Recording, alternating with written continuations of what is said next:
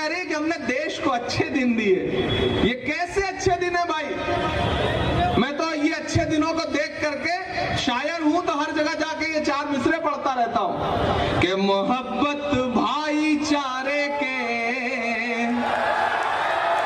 दीवाने दिन ही लौटा दो। मैं सीधे उन्हीं से कह रहा हूं कि मोहब्बत भाईचारे के दीवाने दिन ही लौटा दो। वो सस्ती दाल सब्जी के सुहाने दिन ही लौटा दो। ये अच्छे दिन तो अंबानी अडानी को मुबारक हो। हमें ऐसा करो साहिब पुराने दिन ही लौटा दो। हमें ऐसा करो साहिब पुराने दिन ही लौटा दो। जिस गुजरात के विकास का ढिंढोरा पूरे देश में पीटा गया, उस गुजरात के विकास का सच जानना है तो मुझे सुनो आप। ये वो गुजरात है जहां सड़कों की हालत ऐसी है कि सड़क में गड्ढे या गड्ढे में सड़क है, आप अंदाजा ही नहीं लगा सकते। ये है गुजरात के विकास का सच।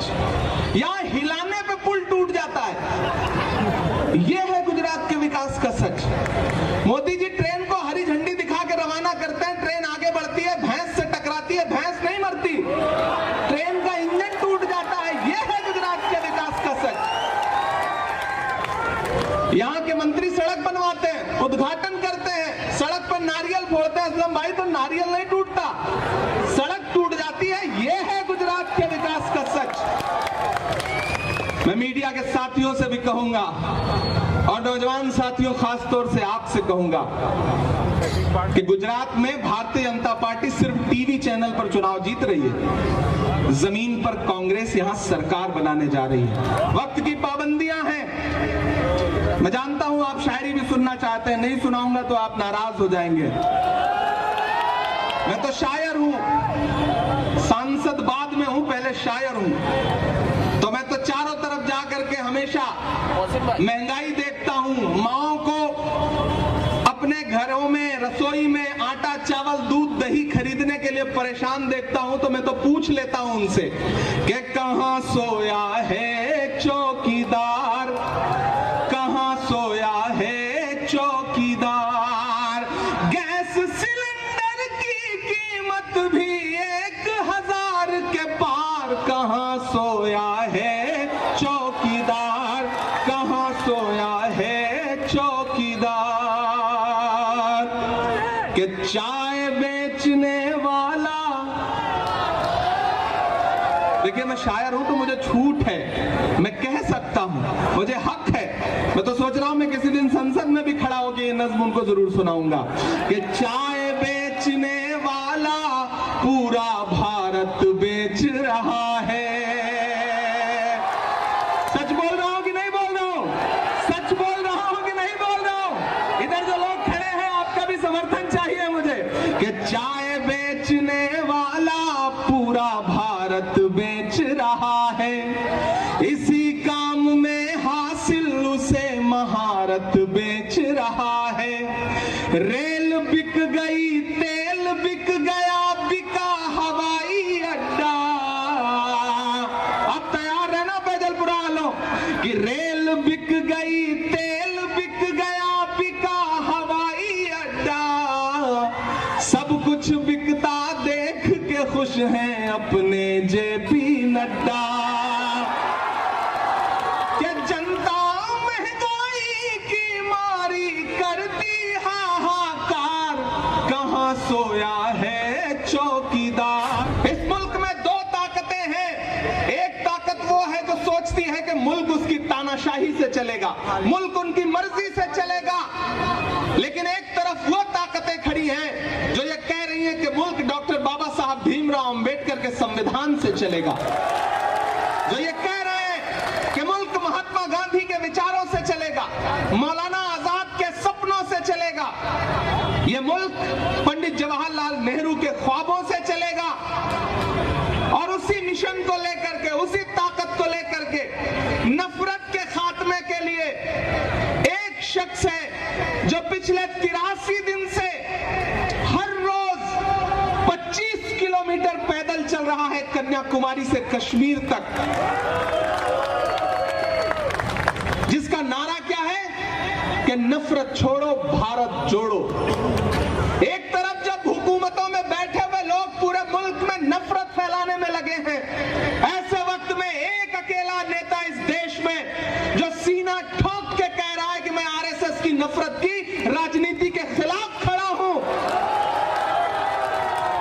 मैं देख के आया हूं उस यात्रा को, मैं शामिल रहा हूं उस यात्रा में, मैं चलता रहा हूं उस यात्रा में, मैं गांधी के गुजरात में खड़ा हूं। इसलिए भी ये बात कह रहा हूं कि मुझसे मीडिया के साथी कहते हैं इमरान साहब आप इस यात्रा के बारे में क्या सोचते हैं, तब मैं कहता हूं कि अगर मैं महात्मा गांधी के दौर में पैदा हुआ होता तो अंग्रेजों के खिलाफ उनके साथ भी पैदल चल रहा होता, लेकिन मैं अगर इस दौर के गांधी के साथ पैदा हुआ हूं, राहुल गांधी के साथ पैदा हुआ हूं, तो मैं उनके साथ भी अपने पैर के छालों की परवाह किए बगैर चल रहा हूं।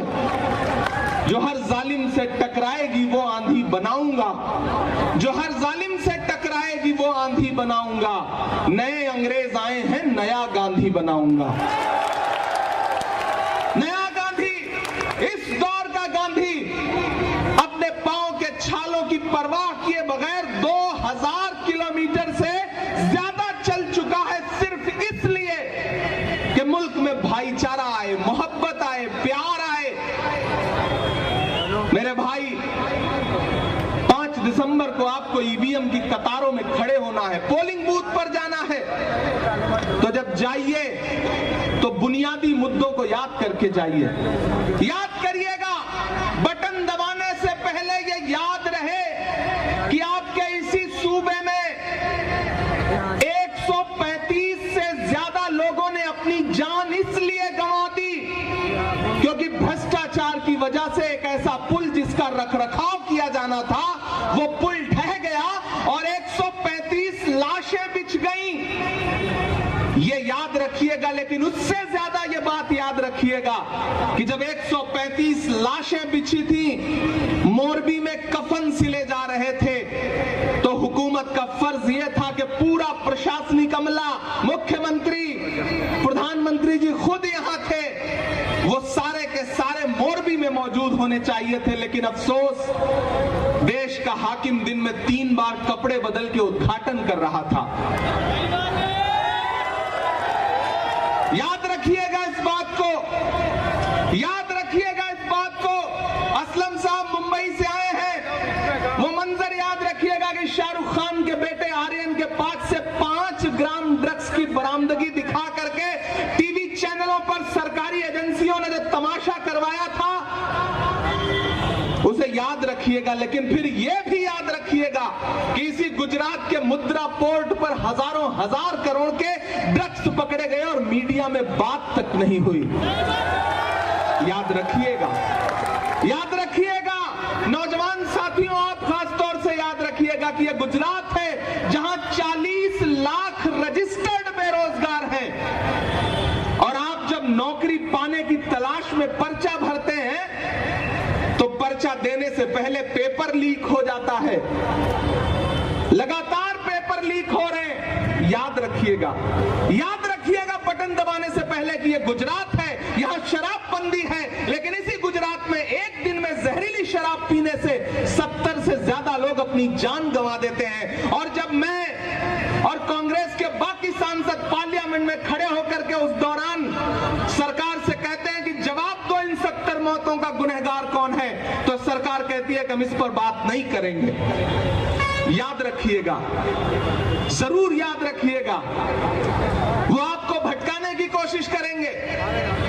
वो उनका एक मुख्यमंत्री आएगा, वो कहेगा कि राहुल गांधी की दाढ़ी तो सद्दाम हुसैन से मिलती है, वो आपको भटकाने की कोशिश करेगा। लेकिन जब उन्हें कहे तो पलट के आप उन्हीं से कह दीजिएगा कि भैया आप भी आईना देख लो, आपकी शक्ल भी मोदी जी के दोस्त नवाज शरीफ के जैसी लगती है। उन्हें कह दीजिएगा, मुद्दों पे डटे रहिएगा, पूछिएगा कि महंगाई कैसे बढ़ गई।